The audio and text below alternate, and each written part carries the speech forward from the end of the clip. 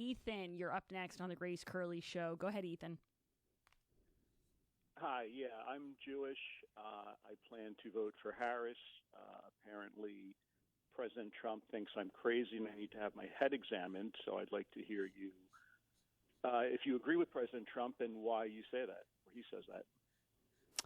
I don't really know you, Ethan. I would say the reason he probably says it is because the Democrat Party has made it pretty clear at this point that they are in support of these, I would say young people, but a lot of them are even older, who are going around cheering on Hamas, who are chanting things about Jews, things that I find kind of abhorrent. So I think that's why it's like you're almost supporting this party that seems to not care whether or not you cease to exist. Other than a few far-left nut jobs like Ilhan Omar and AOC and Bowman or whoever, what Democrats are supporting pro-Palestinian groups? You just said a few nut jobs. Those are sitting members of Congress. Yeah, they're a few nut jobs. Yeah, they're far-left progressives, and Kamala Harris is the most far-left progressive. She's more far-left than Bernie Sanders. You don't think that she's going to align with them more than she's going to align with a moderate Democrat? I can't even think of an example of a moderate Democrat. Let's say Ro Khanna. You think she's not going to align with the further left? Have Biden and Harris not been giving tons and tons of weapons and money to Israel? Biden has. I don't know how much Kamala Harris has anything to do with it. She seems to want to distance herself from this entire administration. But Kamala Harris, if we're going to take Kamala Harris at her actions, she didn't feel it necessary to show up for Bibi Netanyahu's address to Congress. Does that not signal something to you? Even though I lived in Israel and I have lots of family there, I don't think we can give we need to support Netanyahu in Israel, but we cannot give him a blank check and just say, do whatever the hell you want. What does that have to do with what does that have to do with showing up and listening to him speak? Well, she met with him. She didn't show up and hear him speak. Okay. Did you hear her comments after she met with him about a two-state solution? Did you hear those comments? I'm sorry, what comments? Her comments after she met with Bibi Netanyahu about a two-state solution. What did she say about a two-state solution? That she thinks that that's the way forward, is a two-state solution. Ultimately, it is, because what people need to realize is, unfortunately, if Israel can't find a way to have peace with these maniacs, and that's what they are, they're disgusting sociopathic maniacs, but if Israel cannot find a way to have peace with them, unfortunately, I'm not sure Israel's going to be a viable country in 30 or 40 years. They need to find some.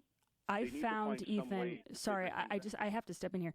I have found over the years that Israel has done so much as far as trying to find peace with these people that you describe as maniacs.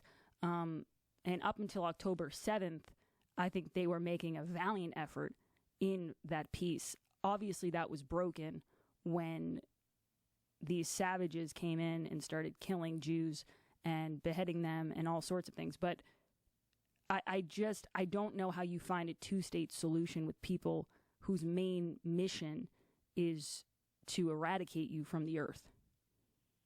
Because Israel's a country of roughly, I think, 7 or 8 million people.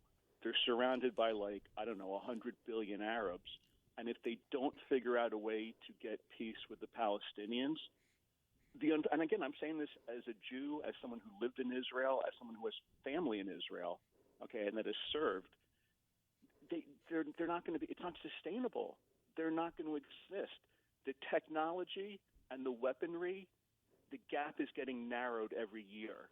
The gap that Israel had over the Arab countries 70 years ago was much, much bigger than the gap today. It's still big, but not as big, and it's going to keep shrinking. So if they can't find a way to have peace with these maniacs, I'm not sure they're going to be around in 30 or 40 years. Well, an issue I have with this whole conversation is that the goal right now of the IDF is to root out Hamas, and it seems like every time they try to do that, they are somehow portrayed as the aggressor or the antagonizer.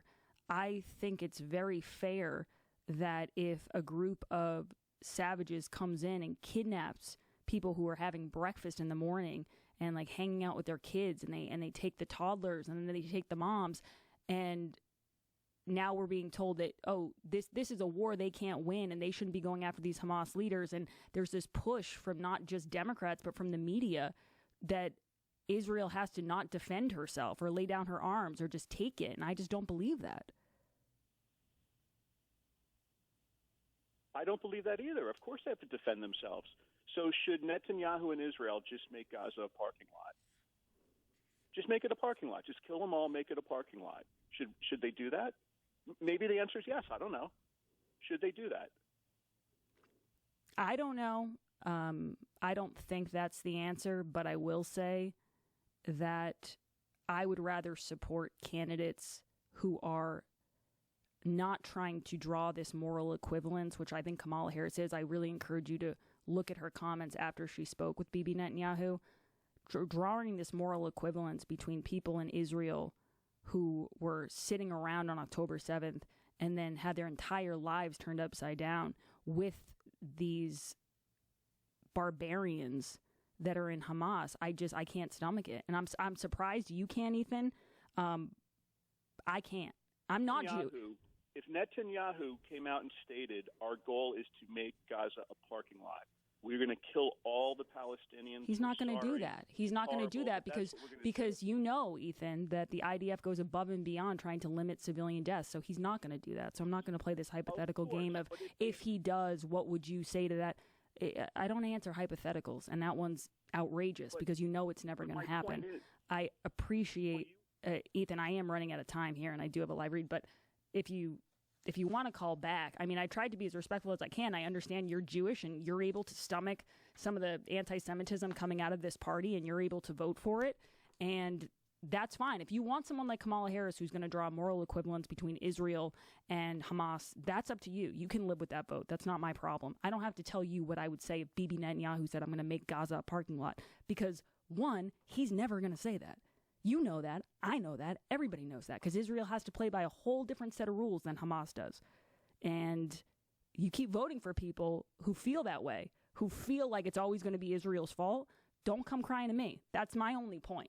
Thanks for the call. Do you use scented candles, cover-up sprays, or air fresheners for bad odors in your